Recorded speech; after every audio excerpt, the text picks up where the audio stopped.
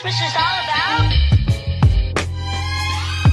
Hey les bad bitch, c'est Ariana, j'espère que vous allez bien mes amours. Aujourd'hui on se retrouve pour une toute nouvelle vidéo qui est du coup un bilan des 2 ans d'hormones. Le dernier en date étant celui des 1 an et demi d'hormones, j'ai décidé aujourd'hui de vous faire le bilan des 2 ans d'hormones. Alors on doit être à 2 ans et 3-4 mois exactement, mais aujourd'hui j'ai décidé du coup de vous citer les effets positifs que j'ai eu du coup en 2 ans d'hormonothérapie, mais également citer pourquoi pas les effets négatifs que j'ai pu avoir, parce que c'est important aussi d'en parler. Entre le dernier bilan hormonal que je vous ai fait et celui-ci, est-ce qu'il y a vraiment concrètement quelque chose qui a changé? Comment je me sens actuellement à cause ou même grâce à l'hormonothérapie? Je vais tout vous dire dans cette vidéo, mais avant toute chose, je souhaite vous inviter à liker cette vidéo.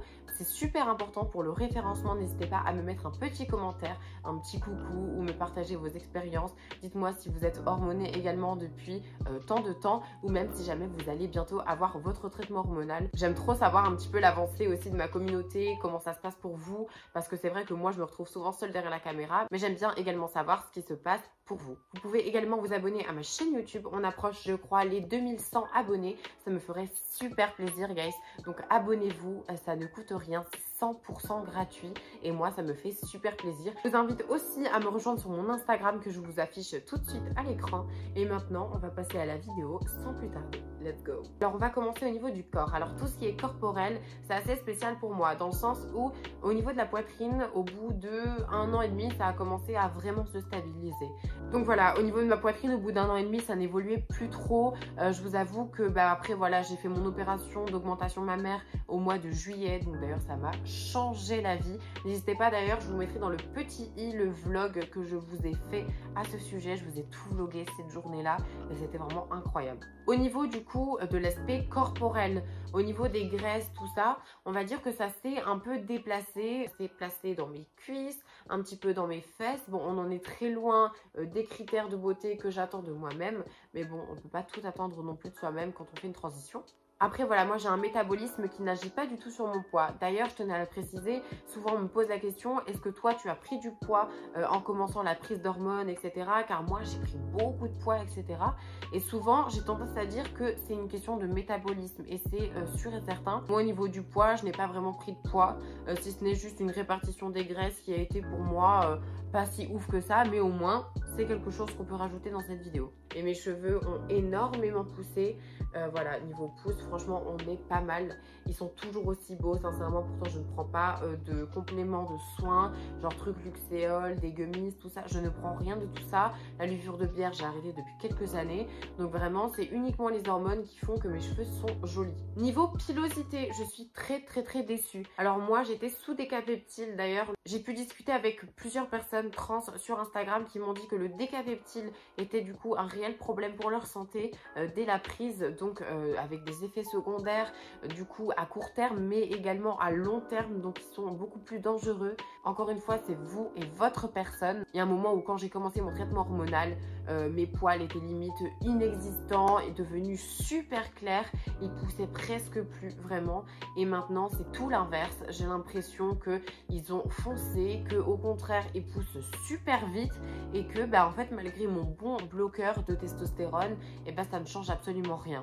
Avant de terminer sur les derniers points, je tenais à vous préciser juste une petite chose, parce que je vois souvent des personnes extérieures à la transidentité, mais aussi des personnes trans elles-mêmes, du coup, qui me demandent si les hormones ont agi sur ma voix ou pas. Je tenais à préciser que dans le cadre d'une transition MTF, donc male to female, donc une transition d'homme à femme, on va dire ça grossièrement, les hormones féminines, donc les œstrogènes, ne modifient absolument pas la voix. Au niveau de la libido, alors écoutez, elle est aussi changeante que mon humeur.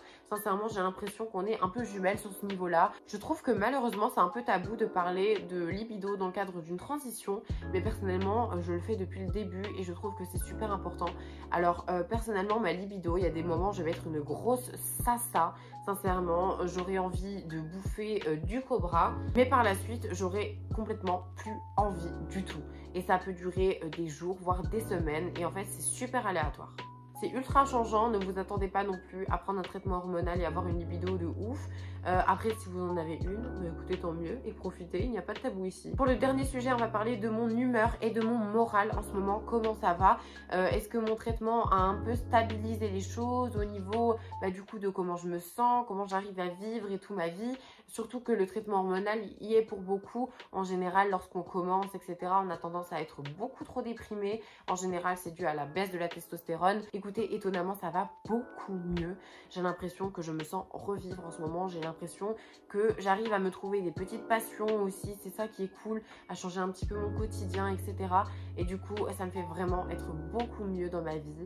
Donc, j'ai l'impression qu'en fait, mon traitement hormonal et mes œstraux, tout ça, se sont un petit peu équilibrés et que maintenant, je suis dans un truc où je suis un peu plus stable au niveau humeur, au niveau rien que même comment je réagis face à certaines situations. Même niveau sensibilité, voilà, je reste sensible comparé à avant le traitement hormonal, mais je suis plus là à pleurer parce que je viens de couper une pomme et que j'ai l'impression qu'elle est en train de souffrir. En globalité, par rapport au tout début du traitement, il n'y a plus vraiment d'effet très visible ou très surprenant qui arrive d'un coup. Je vous avoue que même physiquement, au niveau de mon visage, tout ça, je n'ai pas vraiment observé une féminisation. Voilà mes bad bitch, cette vidéo touche à sa fin. J'espère sincèrement qu'elle vous aura plu. Alors, je vais vous faire une vidéo spécialement dédiée à du coup le changement de mon traitement hormonal. Je trouve que c'est super important en fait de vous faire une vidéo à part pour pouvoir vraiment rentrer dans les brefs détails. Encore une fois, le like, le commentaire et l'abonnement si jamais ce n'est pas fait. Portez-vous bien, je vous aime très fort. Je vous fais de très gros bisous. Mouah.